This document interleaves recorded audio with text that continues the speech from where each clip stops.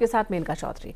रुद्रपुर में किच्छा हाईवे के किनारे कबाड़ के गोदाम में भीषण आग लग गई। शुक्रवार शाम लगी आग में गोदाम में रखा कबाड़ का सारा सामान जल गया। आग को काबू करने में फायर ब्रिगेड की 7 गाड़ियों को 4 घंटे से ज्यादा का वक्त लग गया। तेज हवाओं की वजह से आग और ज्यादा फैलती चली गई। इसकी चपेट में आकर 2 कच्चे घर जल गए। इस दौरान 6 से ज्यादा कच्चे घर खाली करवाए गए।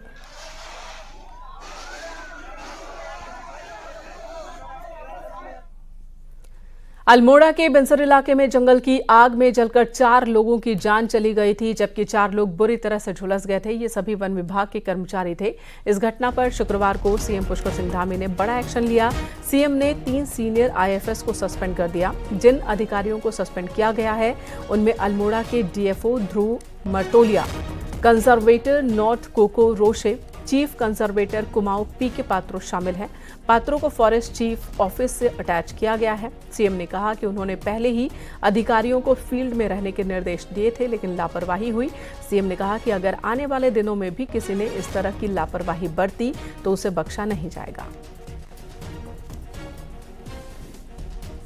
बहुत ही दुर्भाग्यपूर्ण और दुखद घटना घटित हुई है, जिसमें 4 वनकर्मी हमारे बीच में नहीं रहे, आग को बुझाने जा रहे थे और 4 घायल हैं। क्योंकि जो हताहत हुए हैं उनसे मैं भगवान से प्रार्थना करता हूं कि भगवान उनको अपने श्री चरणों में स्थान दे और उनके परिवार के लोगों को इस दुख को सहन करने की शक्ति प्रदान करे। और साथ ही जो लोग इस घटना में दोषी हैं, जिनके कारण से किया गया है, CCF Kumaon, chief conservator north और डीएफओ अल्मोड़ा, इन तीनों को ही जो है सस्पेंड करने के आदेश कर दिए हैं। जंगल की आग बुझाने में लगे 4000 फायर वॉचर का इंश्योरेंस किया जाए, ये बात 6 मई को चीफ सेक्रेटरी की मीटिंग में कही गई। तब अपर प्रमुख वन संरक्षक निशांत वर्मा ने कहा था कि आग बुझाने वाले कर्मचारियों का इंश्योरेंस किया जा रहा है। आईएफएस निशांत वर्मा को ही फॉरेस्ट फायर की जिम्मेदारी सौंपी गई है, लेकिन खबर है कि ऐसा नहीं हुआ। बताया जा रहा है कि सीएम पुष्कर सिंह धामी इस बात से बहुत नाराज हैं और इंश्योरेंस न करने को लेकर बड़ी कार्रवाई का उन्होंने इशारा किया है। और इसमें सीधे सीधे चेतावनी है, क्योंकि मैं लंबे समय से हम लोग लगातार ये कहते रहे हैं कि हमारे जो उच्चाधिकारी हैं वो धरातल पर चीजों को देखें, उनको जाकर देखें, किसी प्रकार की कोई लापरवाही न बरतें। और एक आदेश हमने पहले भी किया था कि इसमें इनके जो वनकर्मी हैं, जो हमारे फायर वॉचर हैं, इन सब का बीमा हो। उस पर भी अगर किसी स्तर पर कोई लापरवाही हुई है तो उस पर कार्रवाई होगी। और सीधे सीधे सभी अधिकारियों के लिए एक चेतावनी भी है, और कि आगे अगर वो ठीक से काम नहीं करेंगे, कहीं पर भी अगर कोई भी इसमें दोषी पाया जाएगा तो उसके खिलाफ कठोर कार्रवाई होगी। उद्यान घोटाले में सीबीआई कुछ और लोगों से पूछताछ कर सकती है। अब तक 26 लोगों से पूछताछ हो चुकी है। 3 एफआईआर दर्ज हो चुकी है, जिसमें उद्यान विभाग के अधिकारियों समेत 15 लोगों को आरोपी बनाया गया है, जिनमें मुख्य आरोपी पूर्व निदेशक हरमिंदर सिंह बावेजा है। यानी इन सभी पर गिरफ्तारी की तलवार लटक रही है। मुख्यमंत्री पुष्कर सिंह धामी का कहना है कि हाईकोर्ट के आदेश पर सीबीआई अपना काम कर रही है और राज्य सरकार से जो भी सहयोग चाहिए होगा वो सरकार करेगी। देखिए, वो चूंकि माननीय न्यायालय के आदेश पर सीबीआई उस पर काम कर रही है और राज्य सरकार से जो भी सहयोग चाहिए होगा राज्य सरकार उसको देगी। वहीं कांग्रेस प्रदेश अध्यक्ष किरण माहरा का कहना है कि कृषि मंत्री का कहना है कि उन्होंने जांच करवाई, लेकिन सच ये है कि सीबीआई जांच ना हो, इसके लिए उद्यान विभाग ही सुप्रीम कोर्ट गया। उन्होंने कहा कि अधिकारियों के साथ नेताओं पर भी कार्रवाई की मांग की है। मंत्री जी आज श्रेय लेना चाह रहे हैं इस सीबीआई जांच का। मैं याद दिलाना चाहूंगा कि आप वही मंत्री हैं, आपका वही विभाग है जो हाईकोर्ट के निर्देश के बाद सुप्रीम कोर्ट में अपील करने गया। इधर उद्यान घोटाले का मुख्य आरोपी पूर्व निदेशक हरमिंदर सिंह बावेजा है, जिसका सीबीआई की तीनों एफआईआर में नाम है। तकरीबन 1 साल पहले जब इस घपले की विभागीय जांच हुई थी, तब भी न्यूज 18 ने हरमिंदर सिंह बावेजा से कार्रवाई को लेकर सवाल पूछा था और तब बावेजा ने खुद कहा था कि अगर मैं गलत हूं तो मुझे बड़ी सजा मिलनी चाहिए। मैं कह रहा हूं कि अगर मैं गलत हूं तो मेरे को बहुत बड़ी सजा मिलनी चाहिए, बहुत बड़ी सजा मिलनी चाहिए। जवाब तो देखो, मेरा शासन देखेगा ना गलत है कि ठीक है। इधर बद्रीनाथ और मंगलोर सीट पर बीजेपी अपने उम्मीदवार घोषित कर चुकी है। मुख्यमंत्री पुष्कर सिंह धामी का कहना है कि हर चुनाव चुनौती होता है। बीजेपी पूरी तैयारी के साथ ये चुनाव लड़ेगी और दोनों चुनाव जीतेगी। चुनाव हमेशा ही चुनौती होता है, कोई भी चुनाव हो, और ये उपचुनाव है। हम लोग पूरी तरह से दोनों सीटों पर जो है अच्छे तरीके से चुनाव लड़ेगी भारतीय जनता पार्टी पूरी तैयारी के साथ, और हर प्रकार से सारा संगठन हमारे कार्यकर्ता लगेंगे, बूथ के लोग लगेंगे, पन्ना प्रमुख लगेंगे, और हर चुनाव में जैसे हमको सफलता मिलती आई है, जनता के आशीर्वाद से इसमें भी सफलता मिलेगी। बद्रीनाथ से बीजेपी का टिकट मिलने के बाद बीजेपी प्रत्याशी राजेंद्र सिंह भंडारी ने कहा कि मुझ पर पार्टी संगठन है भरोसा जताया है। मैं शीर्ष नेतृत्व का आभार जताता हूं। वहीं उन्होंने अपनी जीत का भरोसा जताते हुए कहा कि बीजेपी का नाम ही विकास है।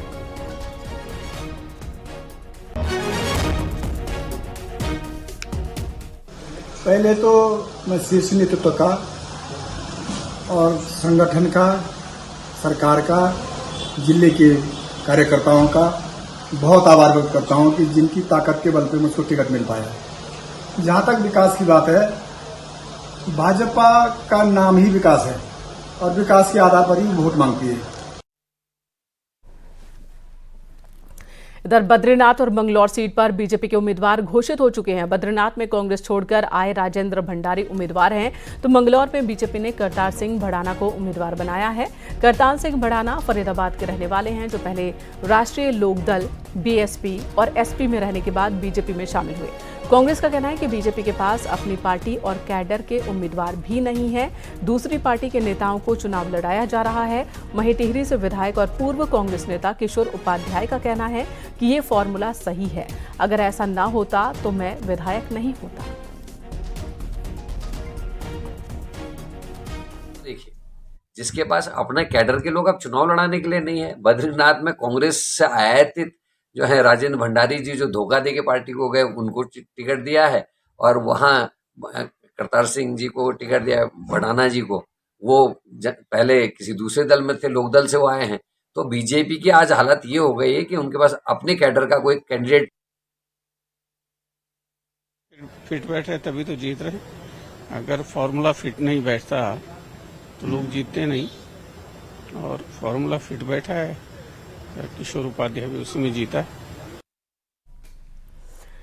और लोकसभा चुनाव में जीत के बाद शनिवार को पहली बार बीजेपी कोर ग्रुप की बैठक होगी। शनिवार शाम 5 बजे से 6:30 बजे तक राजपुर रोड के निजी होटल में ये मीटिंग होनी है, जिसमें प्रदेश प्रभारी दुष्यंत गौतम, मुख्यमंत्री पुष्कर सिंह धामी, प्रदेश अध्यक्ष महेंद्र भट्ट और कोर कमेटी के सभी सदस्य मौजूद होंगे।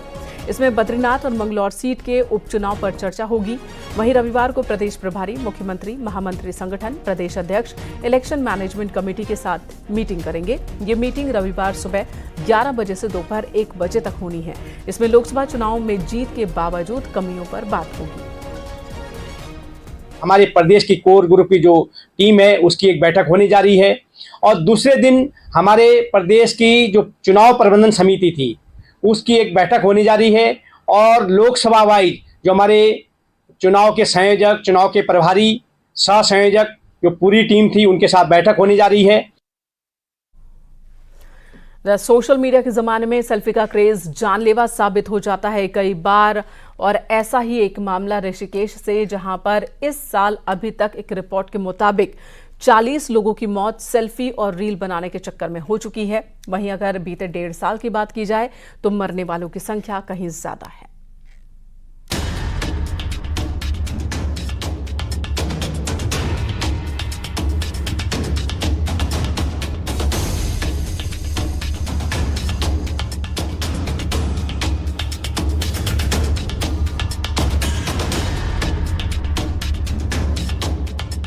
उनकी ये बेपरवाही उनके घर वालों को जिंदगी भर का गम दे जाती है।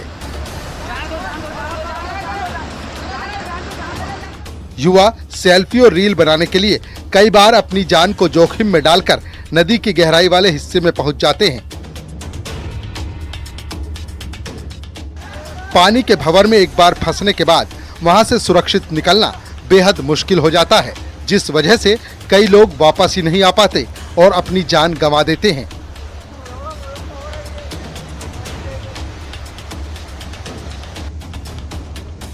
नदियों में सेल्फी और रील बनाने की वजह से लगातार हादसे सामने आ रहे हैं। इस साल एसडीआरएफ की टीम ने नदी में 15 लोगों को तो डूबने से बचा लिया, लेकिन 40 लोग मारे गए। वहीं पिछले साल नदी से 225 लोगों का रेस्क्यू करके बाहर निकाला गया।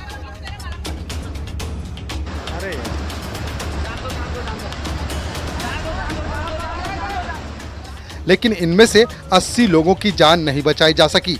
इस तरह पिछले 1.5 साल में 120 लोगों की डूबने से मौत हो चुकी है और ये बेहद ही परेशान करने वाला है। ये वो आंकड़ा है जो पुलिस और एसडीआरएफ के रिकॉर्ड में दर्ज है।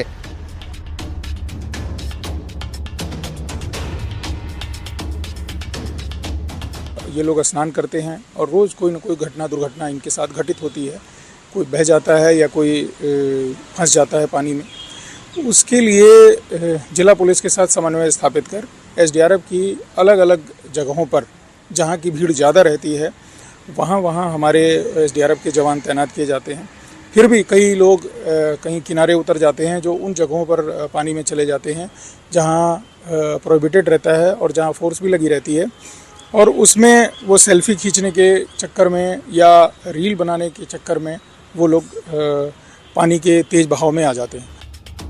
अभी 2 दिन पहले बिजनौर में एक युवक हाथी के साथ रील बना रहा था, लेकिन हाथी ने उसे पटक दिया जिससे उसकी मौत हो गई।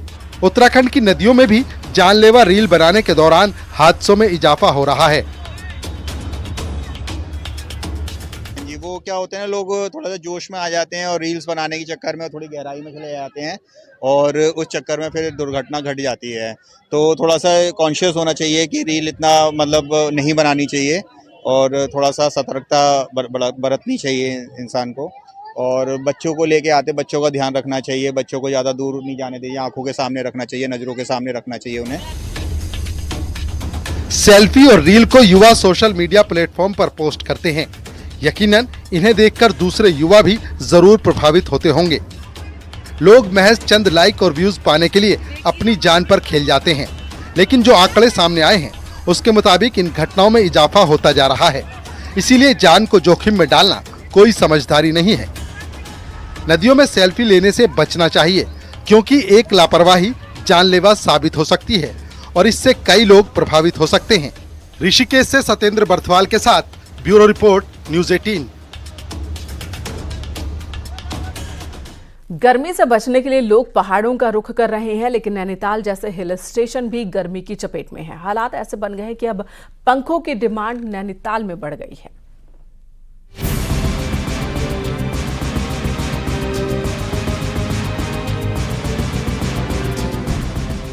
पिछले कुछ दिनों से सरोवर नगरी भी गर्मी की चपेट में है। ठंडक देने वाली फिजाएं सूरज की तपिश झेल रही हैं।